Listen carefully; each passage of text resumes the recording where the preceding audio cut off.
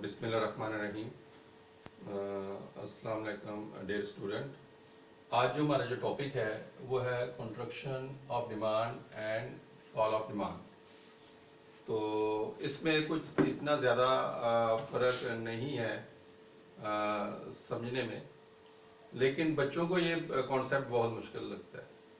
वो एक ही चीज़ करते हैं, कंस्ट्रक्शन और फॉल को एक ही कैटेगरी में लेते हैं। उसकी रीज़न ये है कि बच्चों के पास नॉलेज नहीं होता, क्योंकि इकोनॉमिक्स जो है जिस टोटल जो है आपके कॉन्सेप्ट्स के ऊपर चलती है। तो आज हम थोड़ा सा इसका डिफरेंस देखेंगे कि construction of demand and fall of demand में क्या फ़र्क है। कंस्ट्रक्शन ऑफ डिमांड से मुराद ये है कि अगर आप की डिमांड के अंदर जो फ़र्क आता है, जो कमी आती है, वो किसकी वजह से है? प्राइस की वजह से। तो हम कहेंगे कंस्ट्रक्शन ऑफ डिमांड। और अगर इसके अलावा किसी और वजह से डिमांड में कमी आ जाती है तो हम कहते हैं फॉल ऑफ डिमांड। तो डियर स्टूडेंट्स, ये जो कॉन्सेप्ट है डिमांड और सप्लाई का, ये जो प्रोफेसर अल्फ्रेड मार्शल है उन्होंने ये प्रेजेंट किया था। उन्होंने इस पर काफ़ी काम किया है। इंग्लैंड के वो रहने वाले थे और उन्होंने डिमांड और सप्लाई के ऊपर मेन जो थीम है, मेन जो कॉन्सेप्ट है, उन्होंने प्रेजेंट किया। तो उसमें ये है कि ये तो मैंने आपको बता दिया कि अगर प्राइस की वजह से डिमांड कम हो जाती है हम कहेंगे कंस्ट्रक्शन ऑफ डिमांड, और अगर इसके अलावा किसी और वजह से डिमांड में कमी आ जाती है या डिमांड गिर जाती है तो हम उसको कहते हैं फॉल ऑफ डिमांड। अच्छा, ये किस वजह से गिर सकती है? तो इसके बेशुमार रीजंस बताए हैं हमें।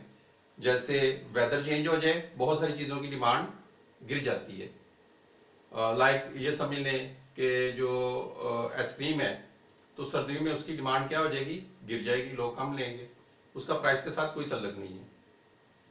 इसी तरीके से पॉपुलेशन चेंज हो जाए किसी एरिया की तो फिर भी, यानी कम हो जाए पॉपुलेशन, तो फिर भी चीज़ों की डिमांड क्या होगी? कम हो जाएगी। इसी तरह अगर लोगों का इनकम लेवल कम हो जाए, यानी पहले वो पैसे ज़्यादा कमाते थे, लेट्स से एक आदमी पहले 1 लाख रुपया महीना कमाता था तो वो चीज़ों की ज़्यादा डिमांड करता है, घर में ज़्यादा चीज़ें लेकर आएगा, यानी ग्रोसरी ज़्यादा लेकर आएगा, फल ज़्यादा लेकर आएगा, सब्जियां ज़्यादा लेकर आएगा, और इसी तरह कपड़ा, जूते और इसी तरह लग्जरीज आइटम ज़्यादा लेगा। लेकिन किसी वजह से उसकी जो इनकम है वो कम हो गई है। लेट्स से उसकी इनकम हो गई 10,000 रुपया पर मंथ, तो डेफिनेट है अब वो अपने घर में जो चीज़ें हैं वो कम लेकर आएगा, क्योंकि उसका इनकम लेवल कम हो गया।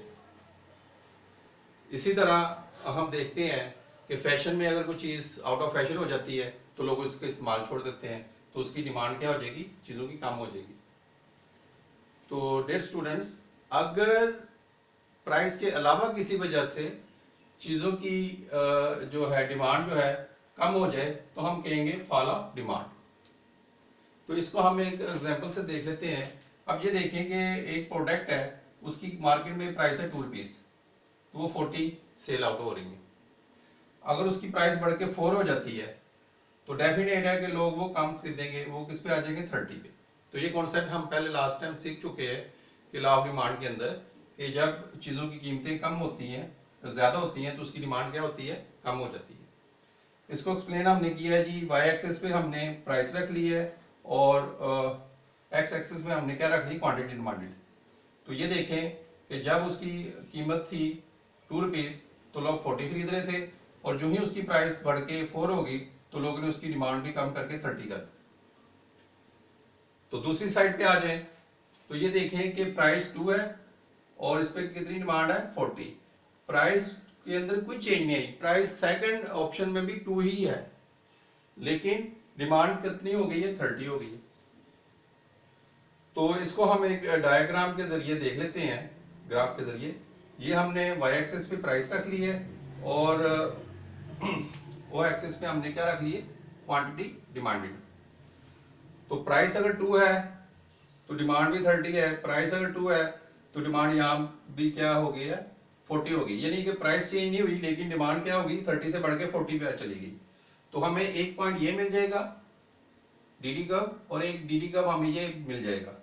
तो अगर हम बी से ए की तरफ शिफ्ट आए हो तो इससे क्या मुराद है कि बी पे हमारा क्या है? डिमांड 40 और ए पे डिमांड कितनी है? 30। तो इसको हम कहेंगे फॉल ऑफ डिमांड। तो डियर स्टूडेंट्स, आज का जो टॉपिक था वो बस यहीं तक था हमारा कि what is the difference between construction of demand and fall of demand. I hope कि आपको इस कॉन्सेप्ट की समझ आ गई होगी। अगर आपको कुछ और क्वेश्चन वगैरह पूछने हो, अगर समझ ना आए, तो आप हमारे इनबॉक्स में आके हमसे पूछ सकते हैं। अल्लाह हाफिज़, थैंक यू वेरी मच।